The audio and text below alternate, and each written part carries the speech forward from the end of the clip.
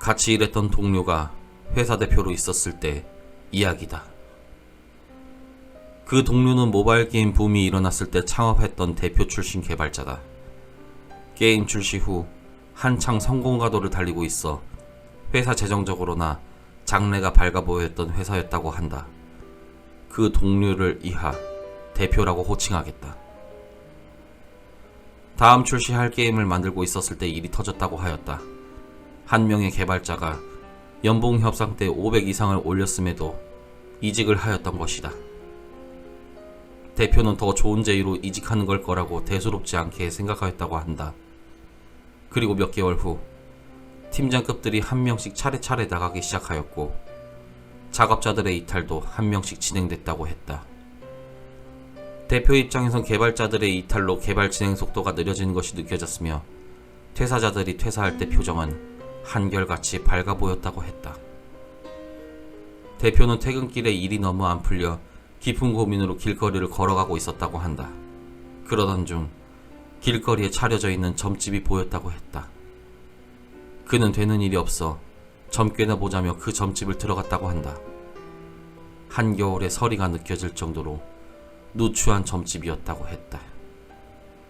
자리에 앉자마자 나이는 40, 50대쯤으로 돼 보이는 아줌마가 이상하게 머리가 희뿌연 느낌이라 그 점쟁이의 모습은 상당히 불균형해 보였다고 했다.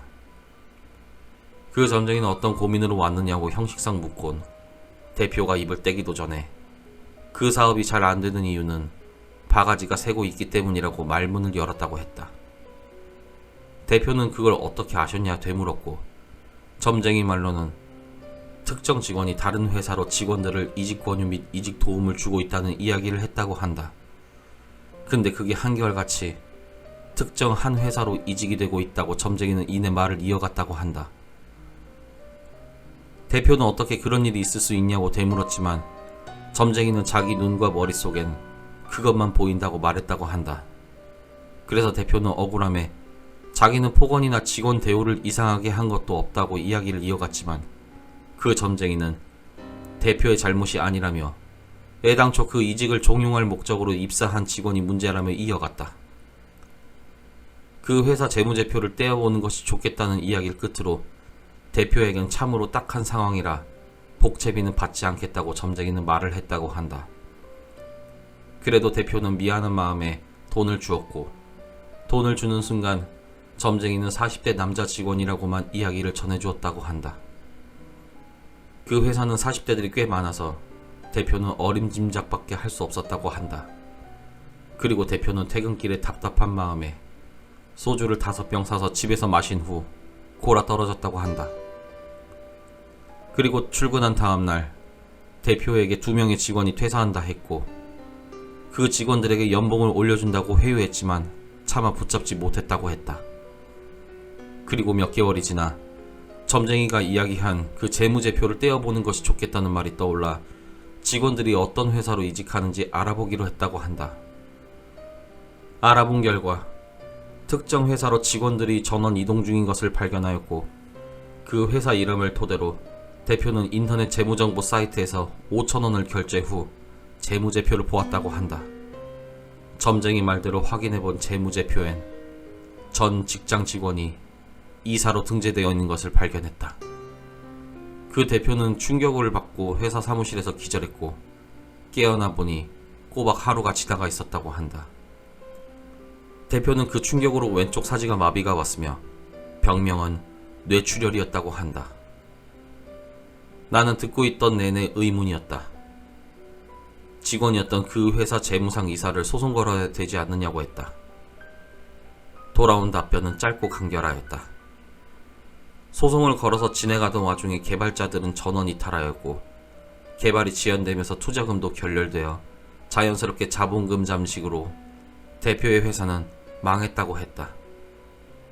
말 그대로 경쟁사에 의한 회사의 계획적 부도였던 것이다.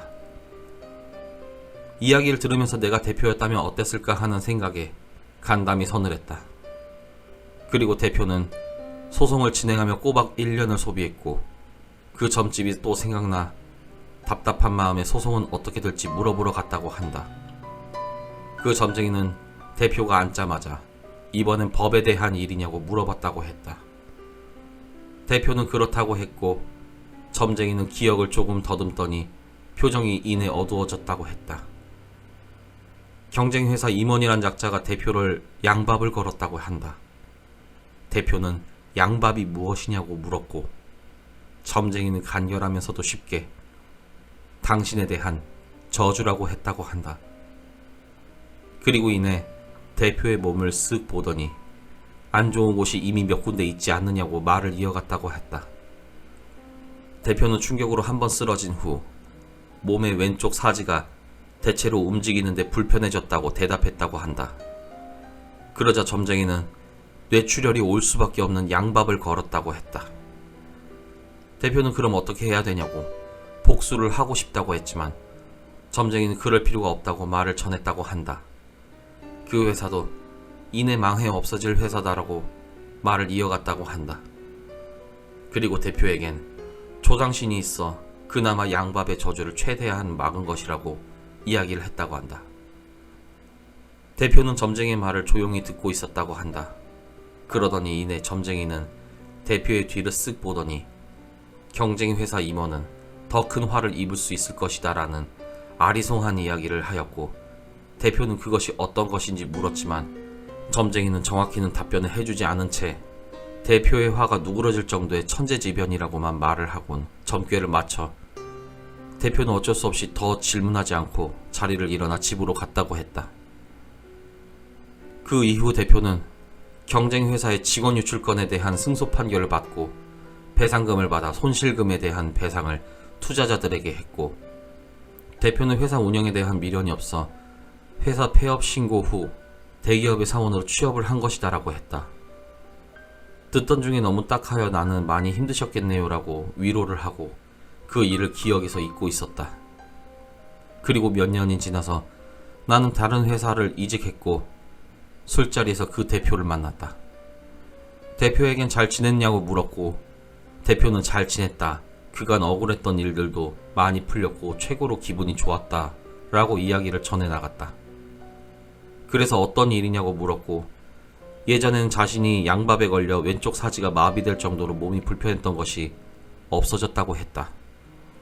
나는 신기해서 어떻게 결과가 좋아졌냐고 꼼꼼하게 물었고 그는 말을 다시 이어나갔다.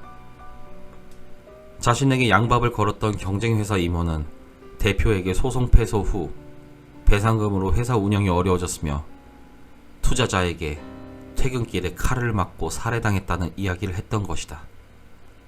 그러더니 그 대표는 이상하다는 듯이 그 양밥을 걸었던 사람은 이상하게 왼쪽 몸에만 칼자국이 난자했다고 이야기를 마쳤다. 몇 년이 지나 불현듯 그때의 이야기가 다시금 떠올라 적어본다. 아마 그 살해당한 사람은 양밥에 대한 인과응보가 아닌가 생각난다. 양밥, 무당이 행하는 주술로 주물의 일종이다. 귀신을 쫓거나 하는 일 잘 되라고 하기도 하지만 저주용으로 쓰기도 한다.